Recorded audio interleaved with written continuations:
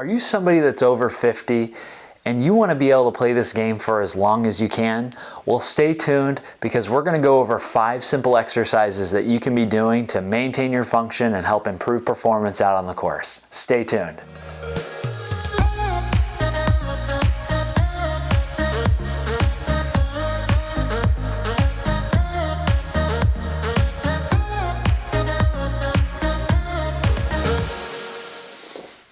All right, so I want to go over 5 exercises that are going to be great for general health, stability, strength, and balance, okay?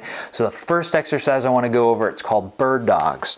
And the way it works is you're just going to get on hands and knees on the floor. And what you'll do is you'll end up lifting the opposite leg and the opposite arm. Okay, and you'll try to maintain that stability through the core, shoulders and hips, and you'll feel yourself kind of wobbling a little bit. But what I want you to do is start with holding for 5 seconds. And once that gets too easy, you can start to make it a little bit harder, okay? So you would actually stretch out opposite arm, opposite leg, and then you would bring your knee and elbow together, and then go back out, and then back together. In order to make this harder, you would just narrow your stance with your hands and your knees. So the more narrow they are together, the harder it's going to be. And if you spread your hands and knees out, that's going to make it even easier. Okay, so I would start with 5-second holds on each side, doing 10 on each side, and do a few sets of that. The second exercise I want to go over is called swimmers. That's going to be great for working on rotator cuff musculature, all those muscles in the back, which are really good for posture, because nowadays we're always kind of hunched over, whether on our phones or on the computer. So it's very easy to kind of get rounded in the shoulders and not maintain that good posture. So the way this is going to work, it's called swimmers. You're going to be laying on your stomach here. And what you'll do is you'll end up extending the back and the neck and the chest up off the ground, making sure you're tucking your chin, and you'll lift your arms up and then bring them up around your back and then back forward and then back down and rest. And you can start with 10 of those and then work your way up to 20 to 30, and you'll feel a good burn through those shoulders and that back. So the third exercise I want to go over is called the split squats. This is going to be a really good one for leg strength and stability. And so what you'll end up doing is you get into a kneeling position. From here you can use some support with a chair or a table, and you would just stand right up from this position and then come right back down. And I want you to start with a set of 10, and you can work up to 3 sets of 10 just like this. The more narrow your stance is, the harder it's going to be, and the more you're going to have to stabilize through the legs and the core. And I would like you to do 10 on each side.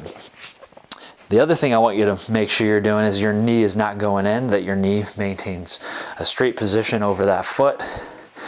And you would be doing 10 just in that position.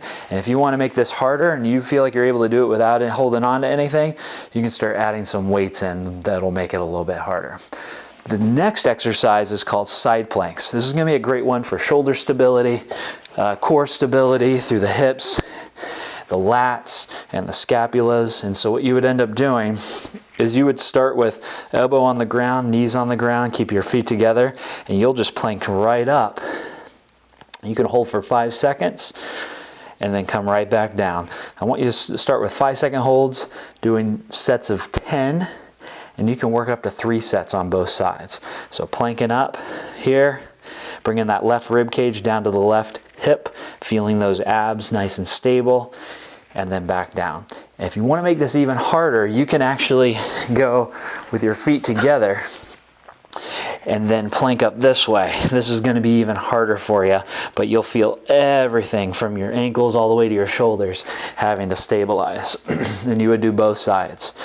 The last exercise that would be great for y'all to get really good at is called single leg hip hinges. So you'd be standing on one leg, okay, and you would bend that knee just a little bit, that's the planted knee, and you would go down, and you can touch like a kettlebell or something and then come right back up, stand up. So this is going to work on balance and stability through that glute, reaching forward tapping, and then back up. And I would do 10 on each leg.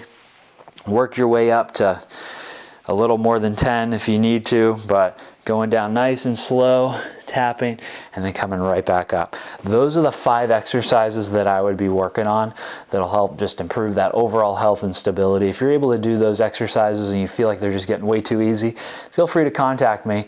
And if you feel like this video was helpful, go ahead and give me a thumbs up and go ahead and hit the subscribe button. And if you have any questions, you can reach me at andy@theroyaltreatment.physio. You'll have a great week.